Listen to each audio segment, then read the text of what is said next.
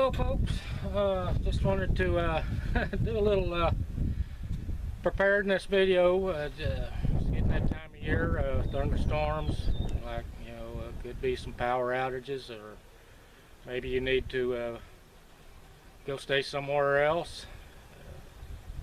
But there's some items that are pretty much indestructible. This is Coleman stoves. I've got 4 different models here actually. We got the little individual one here. Slide that back a little bit. This is what's known as the Model 502. It's what they call a single burner. It's compact, and a lot of times you can find them with the carry case. It's all fits down inside. If you wanted to, you could use it as a cooking pot, but it is aluminum, so that's that.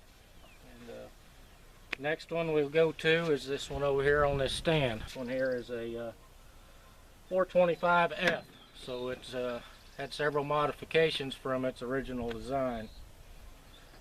This one is a 2-burner. It does have separate controls for the burners. Normally your secondary burner is not as hot as your primary burner. You can't use the secondary unless you have your primary running also. Otherwise gas is just going to, or fumes is just going to come out of your primary, and you're going to have a big fireball on your hands. So you have to have your primary lit before you can use your secondary burner. It does have wind shields on it. They do fold up. The grate does lift up, and your fuel tank comes off and stores inside. Makes a nice compact unit. It's got a carry handle on it. You can just grab it and go. Next we have a 425 or a 413G. This is also a 2-burner, but it's a little larger. You can see the size difference between it and the 425. Gives you more space for larger pots and pans. About the only difference really, there may be some BTU output difference, but it's just a wider footprint. 426, and this one here is a I don't remember what the number is on it. It's on the lid. Yeah, it's 426B. Some people call this a towel rack. It does have adjustable legs on it.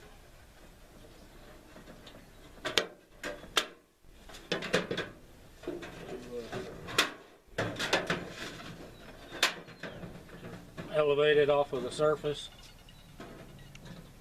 and this one would go through the middle into your primary. Kind of give you an idea of what it looks like inside. With this model though, it comes with an added benefit, but also extra weight. 3 burners, but you have a large area over here. And what some people do is they'll take a Model 200 lantern and wrap a rag around it and store that inside of it. You just want to make sure you got an old towel or something to protect it with. And, that's some of the choices you have as far as Coleman products. I'm not getting paid for any of this. But another thing I wanted to show you was these 4-man cast irons. These are stamped steel fry pans.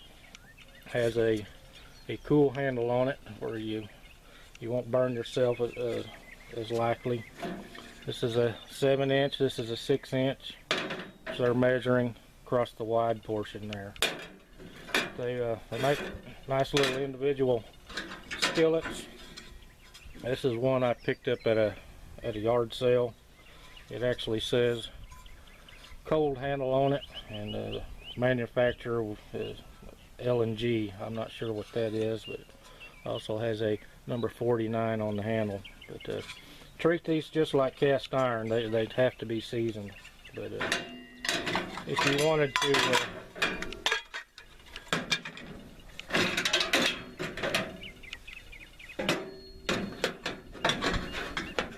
you could also carry these inside your oven for a convenient place to store it. Not all 426s have that capability of carrying a lantern in it. 426 is larger than the 413. 413 is larger than the 425. And then you have your little 502. They do make propane versions of them. It's best if you burned Coleman fuel in these. It will not clog your generator as quickly as if you was trying to burn unleaded gasoline. So make a oven that you can set on top of those to bake bread in. A lot of the times they'll come without the grate, and I don't know if any of y'all recognize this. This was a clean excluder for a beehive.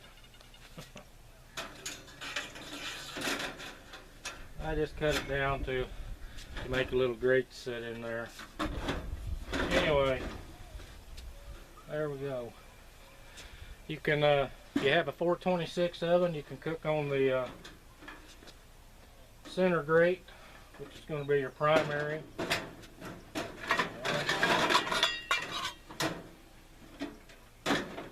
You have these little individual skillets. You can still cook on each side of it and cook some more of your meal. Anyway, that's really all I have to show you.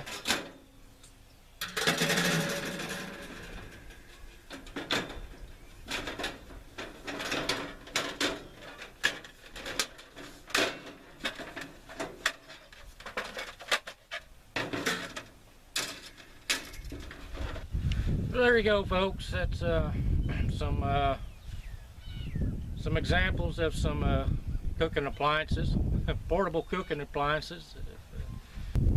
But don't keep all your eggs in one basket. In case you have a storm come through, because it's getting that time of year in my area where the thunderstorms are starting to occur. Sure, you start off with a clean tank, put some good white gas in there, Coleman fuel, Crown fuel. Either one of those work excellent.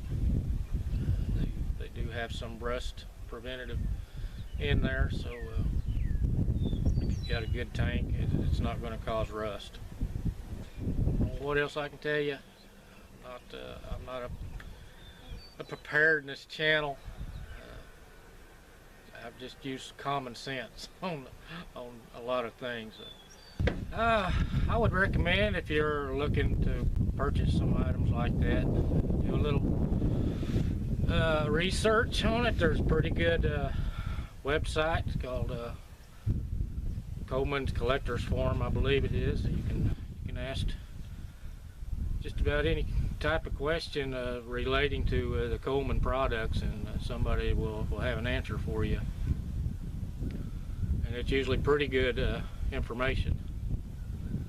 But I would check your flea markets, your yard sales, Goodwill type businesses. Usually you can pick those up pretty inexpensively. If you start looking at auction sites, they get expensive really quick.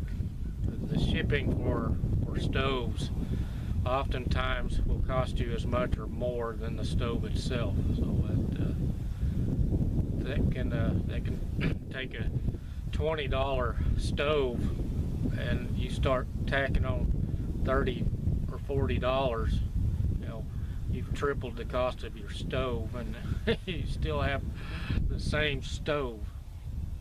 So check local areas and try to stay away from the online auction sites. You know, if something happened to my house where I needed to stay somewhere else, like maybe in my travel trailer or things like that, I could set up an outside kitchen with that and get along, you know, for a long time.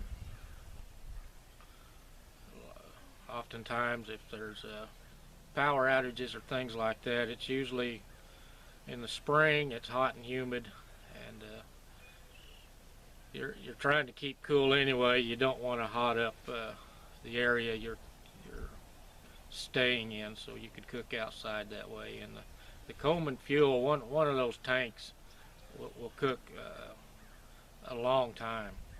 I've used one to boil pots of water, and I get several pots of water out of just one tank of Coleman fuel. I didn't fire any of them up because I haven't gone through and cleaned them, so I didn't want to try to get one to burn and it have a cobweb in it or something. That's one thing you have to be careful of with long-term storage is spiders build a nest in the air tubes and things like that. And if you're storing some other type of fuel in there besides Coleman fuel, it can gum up the working mechanisms of them. Normally you won't have any trouble out of Coleman fuel if it was clean, fresh fuel and your tank wasn't dirty to begin with. They can stay in that tank for years and be ready to go the next time. Just make sure there's no obstructions in the air tube. If there's any rust on the burner plates, there's some screws in there. You can take the screws out, knock the rust off with a wire brush or something, and be good to go. So it's really easy maintenance if you start with a clean stove to begin with. So thanks for watching, everybody, and we'll catch y'all next time.